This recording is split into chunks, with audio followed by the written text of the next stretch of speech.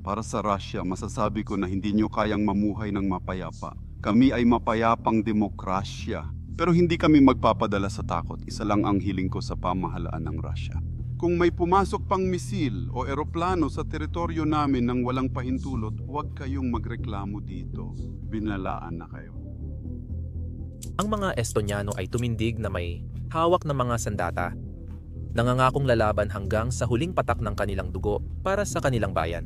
Mas maliit ng 375 beses ang Estonia kaysa Rusya. Maliit man ang bansa, malaki ang puso ng mga tao. Napakataas ng morale, pero maliit lang ang Estonia. Hindi ito kayang tumapat sa makapangyarihang Rusya. Iyan ang iisipin ng hindi nakakaalam sa estratehiya ng Estonia. Mas malaki ang populasyon ng Rusya ng 110 beses. At ang militar nila ng 160 beses kaysa Estonia. Sinasabi ng media ng Rusya na maaaring atakihin ng maliit na bansang ito ang Moscow gamit ang sandatang nuklear. Pero bakit nga ba iisipin ng isang bansa na ika-107 lang sa pandaigdigang lakas militar? May limitadong yaman at maliit na hukbo. Nagalititin ang pangalawang pinakamalaking hukbo sa mundo. May tinatago ba silang masama? Ayon sa eksperto, sinusunod ng Rusya ang pattern na ginamit nila sa Ukraine. Isang nakamamatay na sandata. Hindi tangke, kundi naratibo. Controversial ito at wala akong pakialam kung di ito i-promote ng YouTube. Ibubunyag ko pa rin ang katotohanan. Pinipigilan ng algorithm ang controversial na paksa. Maliban kung ipupush mo ito gamit ang like button. Salamat! Tahimik na namamahinga ang Estonia sa baybayin ng Dagat Baltic na may hangganang 200 at 74 kilometro o humigit kumulang 183 milya kasama ang Russia. Mukha mang maliit ang bansa, malaki naman ang bigat nito sa geopolitika. Kung sino man ang may hawak sa Estonia, siya ang may hawak ng susi sa seguridad ng Europa. Ang Dagat Baltic ay isa sa pinaka-estratehikong daanan ng tubig sa mundo. Kumokonekta ito sa hilagang Europa at karagatang Atlantiko. Napapalibutan ng Alemanya, Polonia, Sweden, Finland, Latvia, Lithuania at Rusya. Sa gitna ng geopolitical na unos, naroon ang Estonia. Maliit ngunit mahalaga. Sobrang mahalaga na noong unang panahon, ang mga makapangyarihang bansa ay sumugod na parang mga gutom na lobo para makuha ang bahagi nila sa rehiyong ito. Ang mga Estoniano ay kabilang sa pinakamatandang naninirahan sa Europa na may mga ninuno dito ng mahigit 5,000 taon. Ang Estoniano ay kaugnay ng Finnish at Hungarian, ngunit iba sa Ruso at karamihan ng wikang Europeo. Dahil sa wika, palaging naramdaman ng mga Estoniano na sila'y kakaiba. Dahil sa lokasyon nila sa baybayin ng Dagat Baltic, hindi sila kailanman nawalay sa kasaysayan, kadalasan sa marahas na paraan. Dahil sa estratehikong lokasyon, madalas maging larangan ng labanan ang Estonia at pinag-agawan ng Alemanya, Sweden at Rusya sa loob ng maraming siglo. Noong 1917 matapos bumagsak ang Imperyong Ruso, sinalakay ng Alemanya ang Estonia. Layunin nito ang kontrol sa mga pantalan sa Baltic tulad ng Tallinn at Barnaul. Dominasyon sa Dagat Baltic para sa Operasyong Pandagat at pagputol sa Rusya mula sa rutang kalakalan sa Baltic. Ngunit matapos umatras ang Alemanya noong 1918, 18 sinubukan ng Bolshevik na Rusya na muling sakupin ang Estonia. Dito nagsimula ang digmaang pangkalayaan ng Estonia, kung saan lumaban ang Estonia sa Red Army at mga Aleman na Freikorps mersenaryo. Noong 1920, 20 nakuha ng Estonia ang kalayaan sa bisa ng kasunduan ng Tartul. Sa kasamaang palad, di magtatagal ang kapayapaan. Noong 1939 ang kasunduang Molotov-Ribbentrop ng Nazi Alemanya at Unyong Sobyet ang nagpasiya sa kapalaran ng Estonia. Pagsapit ng 1940 at 40 sinakop ng Union of Soviet Socialist Republics ang Estonia. Noong ikalawang digmaang pandaigdig, sinakop ng Nazi Alemanya ang Estonia at ginawang base militar, kampo ng sapilitang paggawa, at lugar ng Holocaust operations. At pagsapit ng 1940, dalawa idineklara ang Estonia bilang Judenfrei o malaya na sa mga Hudyo. Nag-recruit din sila ng mga Estoniano sa Waffen-SS, brutal na sangay militar ng Nazi. Pagsapit ng 1944, bumalik ang mga Soviet at muling isinama ang Estonia sa Union of Soviet Socialist Republics. Mula noon, naging mahalagang asset ito ng KGB. Sa Cold War, Isa ang Estonia sa sentro ng paniniktik ng Union of Soviet Socialist Republics. Ang kabisera nitong Tallinn ay 82 kilometro mula sa Finland, kaya perpektong lokasyon para sa operasyong pandagat at panghimpapawid laban sa NATO. Naging tanyag ang gusaling Hotel Viru. Itinayo ng mga Soviet noong 1972 ito ay marangyang hotel para sa dayuhang diplomat, mamamahayag at negosyante. Sa kabila ng ganda nito, pugad pala ito ng KGB ng mga espiya. May lihim na radio room sa ika-23 palapag na wala sa plano. May mga listening device sa mga kwarto. Nagpapanggap na waiter, receptionist, at tagalinis ang mga KGB agent. Lahat ng dayuhang bisita ay binabantayan. Buhay pa rin ngayon ang orihinal na Sokos Hotel Viru. Sa pinakataas na palapag, may KGB museum na nagpapakita ng mga gamit ng espiya at lihim na opisina. Noong 1971 bumagsak ang Unyong Soviet, kaya muling naging malaya ang Estonia. Malaking estratehikong pagkatalo ito para sa Rusya. Biglang nawala sa kontrol ng Moscow ang mahahalagang daungan sa Baltic at isang pangunahing base militar. Noong 2004 sumali ang Estonia, Latvia at Lithuania sa European Union at NATO na tinutulan ng Rusya. Narito ang tanong, bakit hindi sinalakay ng Rusya ang Estonia noon? Gayong malakas at malaki pa ang kanilang militar. Ang dahilan ay demografiya. Ang populasyon ng Estonia ay 69% etnikong Estonian na hindi nagsasalita o kumikilala bilang Ruso. Mga 25% lang ang Ruso ang lahi. Kung sinubukan sakupin ng Moscow, tiyak lalaban ang lokal na populasyon, kaya imposibleng makontrol ng walang matinding gulo. Para sa Rusya, mahalaga lang ang Estonia kung may suporta ng mga lokal at wala namang ganoong suporta doon. Pero kahit naging bahagi na ng NATO ang Estonia, hindi pa rin nawala ang interes ng Rusya sa maliit na bansang Baltic na ito. Naghihintay lang ang Moscow ng pagkakataon.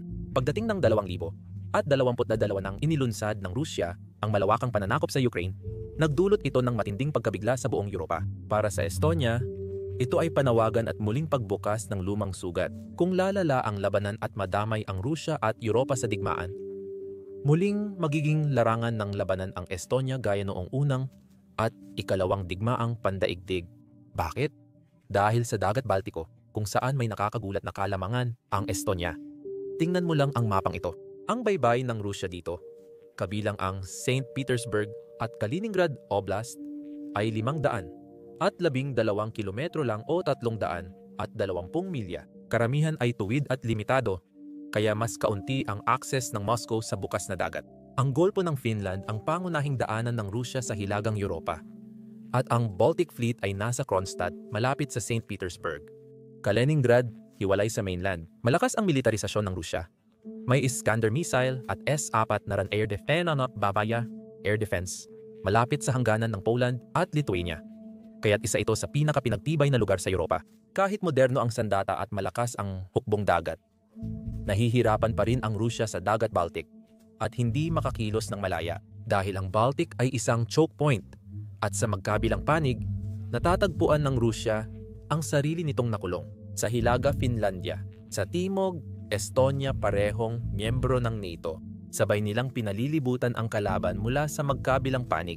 Sa digmaan, madaling maisasara ang Golpo ng Finlandia na magpapaipit sa mga barkong Ruso sa sarili nilang dagat at hindi doon nagtatapos ang lakas ng Estonia.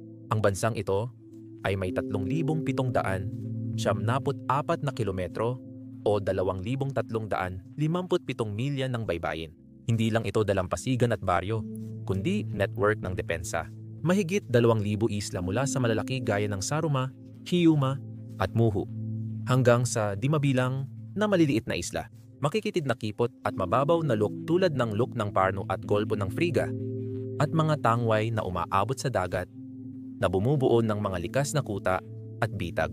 Sa gitna ng maraming isla ng Estonia, isang isla lang ang maaaring magpasya ng kapalaran ng labanan, Hiiumaa.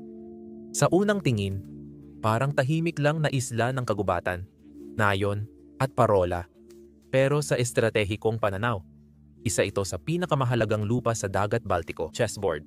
Ang Hiiumaa ay direktang nakapuwesto sa shipping route sa pagitan ng St. Petersburg at Kaliningrad. Mula rito, pwedeng bantayan at harangin ng hukbo ang trapikong pandagat ng Russia, isara ang Golpo ng Finland, at putulin ang St. Petersburg sa Baltiko. Putulin ang koneksyon ng Russia sa Europa at Asia sa pamamagitan ng paghinto ng mga ruta ng kalakalan at supply militar. Maaring gawing bangungot ng Russia ang superpower para sa NATO kung masakop ng Russia ang Estonia at makuha ang Hiuma. Magagamit ito para ihiwalay ang Finland sa Europa. Mapipilitan ang Finland at Sweden dumaan sa mas mahaba at delikadong ruta papuntang Latvia, Lithuania at Poland. Bangungot para sa depensa ng Europa. Ang heograpiya ng Estonia ay nagbibigay dito ng depensa at opensibong kalamangan sa labanan sa Baltic. Dahil sa mahalagang lokasyon nito, tumutulong ang Estonia sa Baltic Sentry Operations ng NATO. Kasama rin ito sa misyon ng NATO sa Iraq at aktibo sa mga programa ng tulong at pagsasanay sa seguridad ng NATO para sa Ukraine. Ang Fourth Land Forces na pinamumunuan ng United Kingdom ay nakatalaga sa Tapa na nasa 150 kilometro o mga 93 milya lamang mula sa hangganan ng Russia.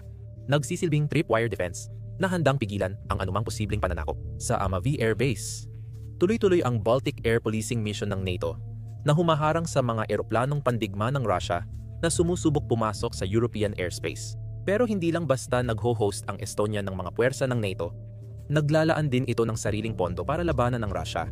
Mula Pebrero 2022, nakapagbigay na ang maliit na bansang ito ng humigit kumulang 500 milyong euro na tulong militar sa Ukraine. Higit 14% ng kanilang gross domestic product, pagsapit ng unang bahagi ng 2025. Noong Enero 2024 nangako ang Estonia ng 13 bilyong euro na pangmatagalang suporta. Noong Pebrero 2025, inanunsyo nila ang bagong tulong na may kasamang 10,000 artillerya na bala. Lalo pang nagagalit ang Moscow dahil sa mga hakbang na ito.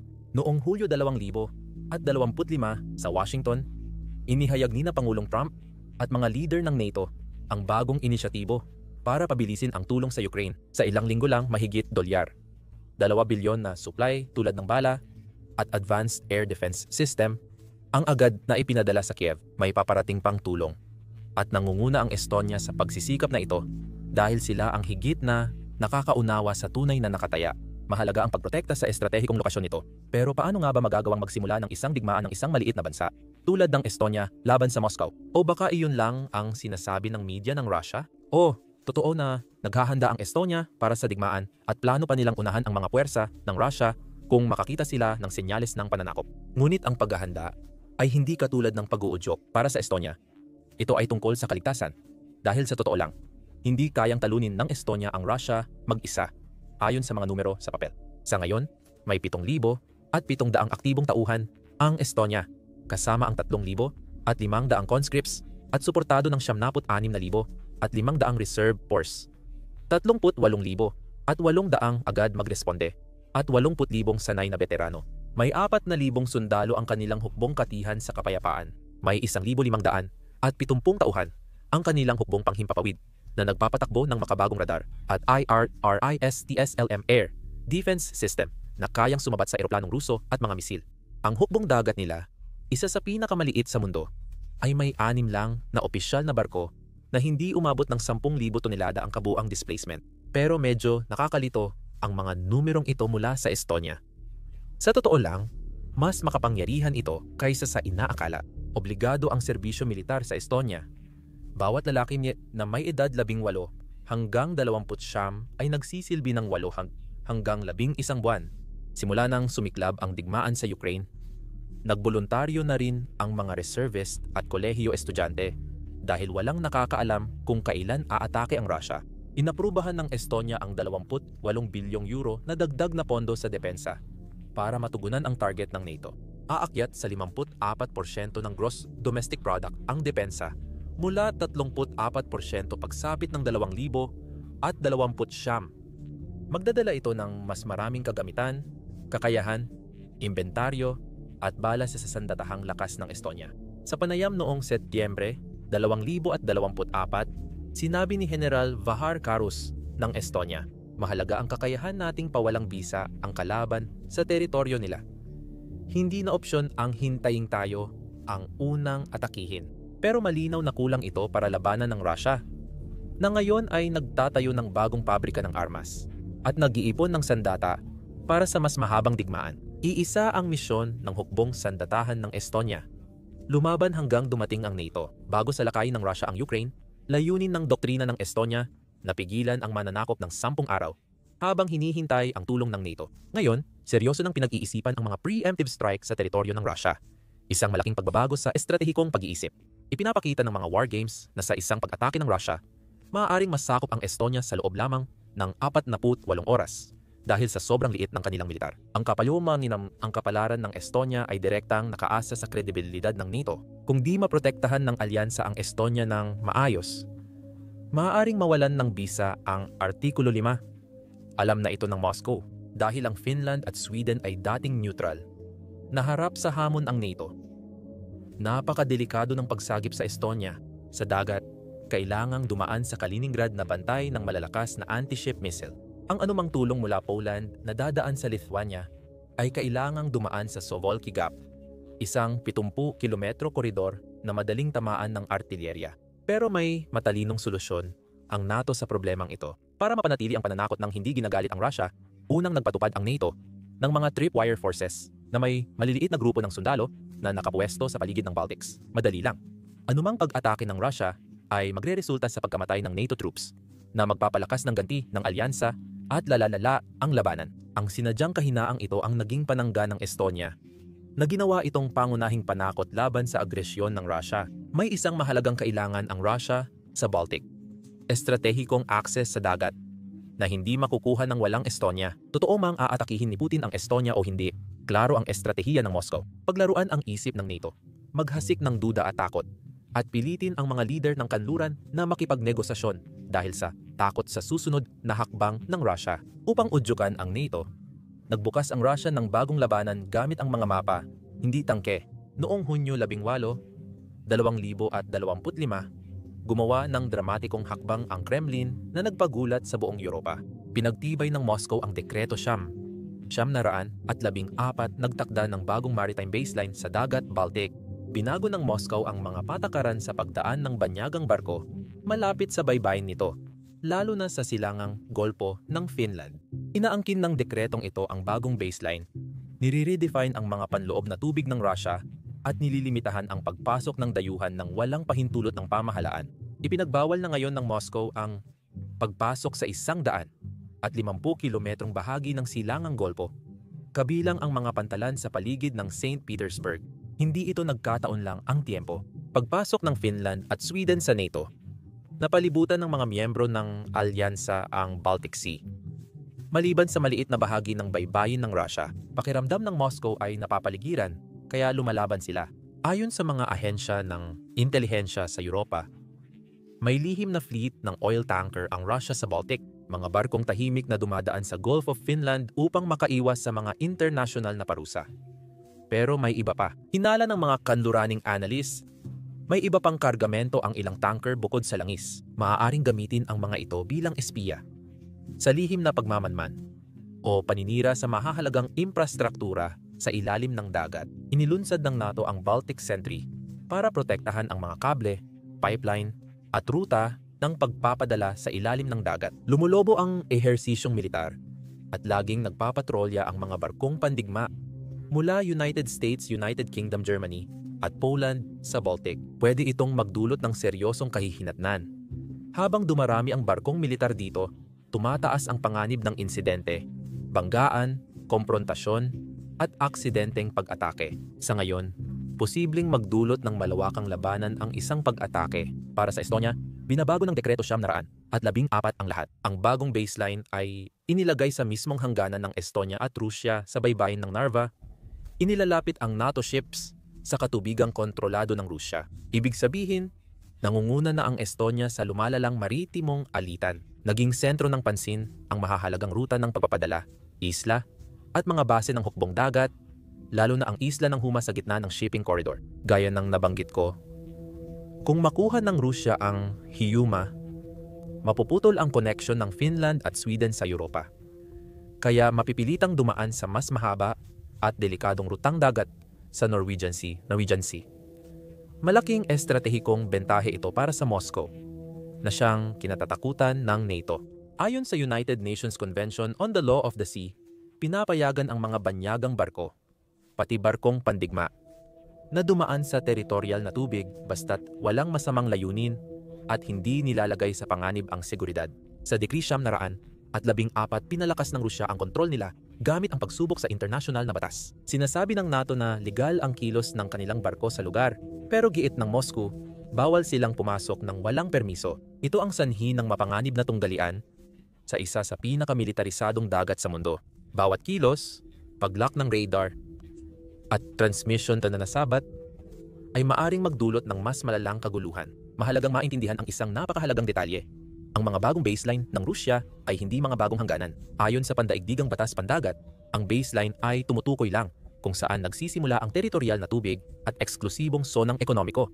Pero hindi nito pinapalitan ang umiiral na hangganang pandagat ng mga estado. Noong 1965, nagkasundo ang Unyong Soviet at Finlandia sa opisyal nilang hangganang pandagat. Noong 2014, nilagdaan ng Estonia at Rusya ang kasunduan sa hangganang pandagat sabay ng Narva at Gulpo ng Finlandia. Hindi naging epektibo ang kasunduan dahil hindi pa tapos sa ratifikasyon ng Estonia at hindi pa sinimulan ng Rusya. Narito ang twist. Ginamit ang Dekreto 900 at 14 ng Rusya ang parehong koordinato mula sa mga naunang negosasyon. Ipinapakita nito na sa ngayon, hindi hinahamon ng Moscow ang dating hangganan nila sa Estonia. Hindi ibig sabihin nito na ligtas na ang sitwasyon. Mahalaga rin sa Dekreto 914 ang sonang militar ng Rusya sa Kaliningrad, Dagat Baltic. Noong Mayo 2024 isang draft na batas ang nagmungkahi ng tuwid na baseline dito, kabilang ang pagtawid sa Strait of Baltic na nag-uugnay sa Vistula Lagoon at Dagat Baltic. Kung ipagpatuloy ng Moscow ang plano, mahahadlangan ang mga barko ng Polandia na makapasok sa sariling daungan sa Southern Lagoon nang walang pahintulot ng Rusya. Isang hakbang na tuwirang lalabag sa unclassified, ngunit sa huling bersyon ng Dekreto 900, 14 umatras ang Rusya. Pinananatili nito ang normal na baseline sa Kaliningrad na sumusunod sa natural na mababaw na baybayin. Bukas pa rin ngayon ang ruta ng pagpapadala ng Polandia, pero tandaan, isa pa rin ang Kaliningrad sa pinakamilitarisadong lugar sa Europa. Tahanan ng pangunahing base ng Baltic Fleet sa Baltisk na may Iskander missile at S-400. Air defense system ito ang matinding kapangyarihan ng Russia sa Baltic dahil malapit lang ang puwersa ng NATO sa Poland at Lithuania. Tensyonado ang Kaliningrad at maaaring sumiklab anumang oras. Ika-4 na taon na ang digmaan sa Ukraine at tumitindi rin ang banta ng pananakop sa mga kalapit bansa ng Russia. Sa geopolitics, may isang kasabihan. Ang hindi pa nasusubukang palagay ay maaaring magdulot ng mas matinding kaguluhan kaysa sa tunay na pag-atake dahil nagdudulot ito ng kawalang katiyakan na nauuwi sa takot at pulisya. Ganito rin ang nangyayari sa NATO at Rusya ngayon. Dahil sa takot, sinalakay ng Rusya ang Ukraine at dahil din sa takot sa Rusya, tinatanggap ng maliliit na bansang gaya ng Estonia ang mga eroplanong nuklear at sandatang nuklear ng kanluran. Nakakatawa, hindi na bago ito sa Estonia. Noong Cold War, naging tahanan ang bansa ng mga pasilidad nuklear at militar ng Soviet. Ang unang nuclear bomb ng Soviet ay ginamitan ng uranium mula Estonia. Ang lungsod ng Silama ay naging lihim na sentro ng industriya ng nuclear ng Soviet at sumabog ang mga deposito ng Dictyonima argillite. Pagkatapos ng kalayaan noong 1991, binuwag ng Estonia ang lahat ng pasilidad nuklear upang putulin ang ugnayan sa mapanganib na pamana. Sa kasalukuyan, wala nang pasilidad na nuklear ang bansa, ngunit magbabago na ito sa lalong madaling panahon. Nagplano ang Estonia na itayo ang una nitong nuclear plant, isang makasaysayang hakbang. Ang proyekto na pinangungunahan ng Fermi Energia ay gagamit ng BUR-3X, 300 Small Modular Reactor Technology ng General Electric Hitachi, na may planong kapasidad na 600 megawatts. Kapag natapos, isa ito sa pinaka-advanced na nuclear na pasilidad sa Hilagang Europa. Ayon kay Khalif Kalimets, Chief Executive Officer ng Fermi Energia, ito ay makasaysayang hakbang para sa malinis na enerhiya at pambansang seguridad. Sa loob ng mga dekada, umasa ang Estonia sa inaangkat na enerhiya. Karamihan dito ay kontrolado ng Russia. Pagkatapos magsimula ang digmaan sa Ukraine noong 2022, may napagtanto ang Tallinn. Ang seguridad ng enerhiya ay seguridad ng bansa. Sa 2035 planong magpatakbo ng Estonia ng 2 BWRX 300 reaktor para mabawasan ang pagdepende sa enerhiya mula Russia at bigyan ng matatag na kuryente ang silangang NATO. Gayunpaman, mahaba-haba pa ang lalakbayin. Ang paunang pagpili ng lugar ay mula 2,000 at 25 hanggang 2,000 at 27 at tutuon sa 2 lokasyon. Isa sa Kunda sa Vironigola at isa pa sa Luganose. Ang mga pagsusuri sa epekto sa kapaligiran, mga geological survey, pag-aaral sa hydrology, at mga pagsusuri sa seguridad ang magtatakda ng pinal na lokasyon. Kung ayon sa plano, inaasahan ng Estonia na magsumite ng aplikasyon para sa construction permit sa 2,000 at 29 at pagsapit ng 2,000 at 35 maaaring magsimula ng gumana ang unang reaktor. Gaya ng nabanggit kanina, ang itatayong nuclear plant ng Estonia ay para lamang sa paggawa ng kuryente, hindi para sa armas. Sinamantala ng media ng Rusya ang proyekto para magpakalat ng propaganda na sinasabing gagamitin ng Estonia ang nuclear sa militar. Ipinakalat ang mga paratang at kwento bago at pagkatapos ng pag-atake ng Rusya sa Ukraine noong 2022. Noong Marso 2022, naglabas ang Sputnik ng artikulo sa Siberia na nagsasabing palihim na gumagawa ang Ukraine ng mga aktibidad para makabuo ng sandatang nuklear. Ayon sa serbisyo ng panlabas na intelihensya ng Rusya, ang paggawa ng nuclear explosive device sa nuclear explosive device na posibleng gamitin sa nuclear warhead ay gumagamit ng uranium at plutonium. Ayon sa ulat, nakuha raw ng Kiev ang teknolohiya at plutonium mula sa kanluran. Sinasabi ng mga Ruso na mahalaga ang papel ng mga siyentipiko ng Kharkiv Institute of Physics and Technology sa paglikha ng nuclear explosive device at tinulungan sila ng mga kasamahan mula sa iba't ibang institusyong siyentipiko sa buong Ukraine, kabilang na ang Institute for Chernobyl Safety Issues. Ayon sa pahayag, ginamit daw ang nuclear zone ng Chernobyl para gumawa ng sandatang nuclear at may mga isinagawang aktibidad dito. Parehong madaling maitago ang paggawa ng dirty bomb at pagpapakawala ng plutonium dahil natatakpan ito ng mataas na radyasyon sa Chernobyl zone. Wala silang matibay na ebidensya o kahit artikulo mula sa kagalang-galang na international na news outlet na sumusuporta sa kwentong ito. Paulit-ulit lang ang mga pahayag na ito para sa propaganda. Ngunit iba ang totoo. Hindi ang bombang gawa ng Estonia ang kinatatakutan ng Moscow, kundi ang posibilidad na maglagay ng NATO ng nuclear-capable na kagamitan sa Estonia. Sinabi ni Hanno Pevkur, Ministro ng Depensa ng Estonia, na handa silang mag-host ng allied aircraft na may kakayahang magdala ng nuclear strikes sa loob ng ilang oras. Tinawag ito ni Dmitry de Peskov, tagapagsalita ng Kremlin, na direktang banta sa Moscow.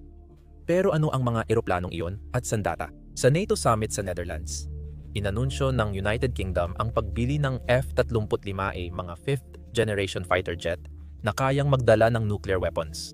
Ang United Kingdom ay may ikalimang pinakamalaking nuclear arsenal sa mundo, ngunit mas maliit kaysa sa Russia at United States. Maaaring ipadala ang mga F-35A sa Armani Air Base sa Estonia, kung saan nakadeploy na ang British jets para sa NATO Baltic Air Policing Mission.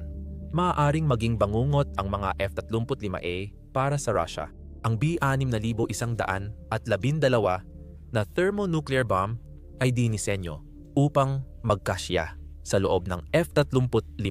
Sa nuclear sharing ng NATO, ang ganitong bomba ay hawak ng United States at hindi pwedeng gamitin ng walang pahintulot ng Amerika. Ang pag-host nito sa Estonia ay hindi magdadagdag ng nuclear-armed countries, kundi palalakas lang ang deterrence. Mas malapit sa mga hangganan ng Rusya, ang kakayahan ng F-35A sa stealth at malalim na pag-atake ay nagpapalakas pa ng panlaban na ito. Kahit walang sandatang nuklear, malaki ang papel ng mga jet na ito sa labanan dahil kaya nilang makalusot sa depensa ng himpapawid ng Rusya. Kasabay nito, walang katiyakan na magpapadala ang NATO ng F-35 na may sandatang nuclear sa Estonia. Madali rin nilang magamit ang mga ito sa karaniwang misyon. Tulad ng ginagawa nila ngayon, patuloy pinalalaki ng Rusya ang issue ng nuclear para palabasing umaatake ang NATO. Walang saysay ito dahil mismong Moscow ang nagpadala ng taktikal na sandatang nuclear sa Belarus noong 2023 malapit sa NATO. Pero ang pinakamalaking kinatatakutan ng Rusya ay hindi ang suporta ng NATO o mga eroplanong kayang magdala ng nuclear, kundi isang bagay na hindi gaanong nakikita, ngunit mas mapanganib, kapangyarihang cyber. Ang Estonia na kilala bilang cybersecurity hub ng Europa, ay ginawang pangunahing panangga laban sa Moscow ang sandatang ito. Nagsikap ang Estonia para sa kapangyarihan dahil sa mga sugat na iniwan ng Rusya. Nagbigay ng babala noong 2007. Inilipat ng pamahalaan ng Estonia ang Bronze Soldier ng Tallinn, isang Soviet World War II memorial mula sentro ng kabisera papuntang sementeryong militar. Isang kontrobersyal na hakbang. Sa maraming Estoniano, ito ay hakbang sa paghilom ng nakaraang sugat. Pero para sa Russia at sa malaking minoriyang nagsasalita ng Ruso sa Estonia, isa itong pambabastos. Nagkaroon ng kaguluhan sa Tallinn. Pero may mas malalang nangyari matapos nito. Noong Abril 27, 2007 dumating ang unang bugso. Biglang bumagsak ang mga website ng gobyerno. Nawalan ng koneksyon ang mga bangko, huminto ang balita, at nahirapan ang serbisyong pang-emergency makipag-ugnayan. At hindi ito basta-basta lang nangyari, ito ay planado. Tinarget ng mga hacker ang parlamento, mga ministeryo, pulisya, at mahahalagang pampublikong serbisyo. Napilitang mag-offline ang pinakamalalaking bangko sa Estonia, Skandinaviska Enskilda Banken Swedbank at Hansa Bank. Dahil na-hijack ang media at bumagsak ang emergency communications, naging vulnerable at naparalisa pansamantala ang bansa. Hindi lang ito simpleng hack. Ang Estonia ay nakaranas ng distributed denial of service attack na di pa nangyari sa ganung laki. Ibig sabihin, binahan ng pekeng trapiko ang mga website at online services nila, kaya bumagsak at nagsara ang mga ito. Libo-libong computer na infected ng botnets mula sa iba't ibang bansa ang ginawang cyber army. Ang flooding attack ay nagpadala ng milyon-milyong request kada segundo sa server. Gumamit ng domain name system at routing manipulation. Nag-block at nag-redirect ng trapiko, nagpakalat ng spam, defacement at pro-Russian propaganda. Umabot sa 4 milyon kada segundong request ang natanggap ng ilang site na nakaapekto sa mahigit 1,000 organisasyon. Ang buong digital ecosystem ng Estonia, pamahalaan, ekonomiya at media ay naparalisa dahil sa sobrang seryosong sitwasyon. Napilitan ang Estonia na pansamantalang putulin ang international na internet para makaligtas. Itinuro ng Estonia ang Moscow. Itinanggi ng Kremlin ang pagkakasangkot, ngunit iba ang ebidensya. Natukoy ang mga Russian IP address sa mga koordinadong pag-atake, gamit ang Russian na mga forms sa pag-organisa ng hacking campaigns. Hayagang hinihikayat ng mga makabayang kabataang konektado sa Kremlin ang digital na pagganti. Ang cyber attack noong 2007 ay naging wake-up call para sa Estonia at nagpakita ng halaga ng pagiging vulnerable. Mula noon, binago ng Estonia ang kanilang cyber defenses.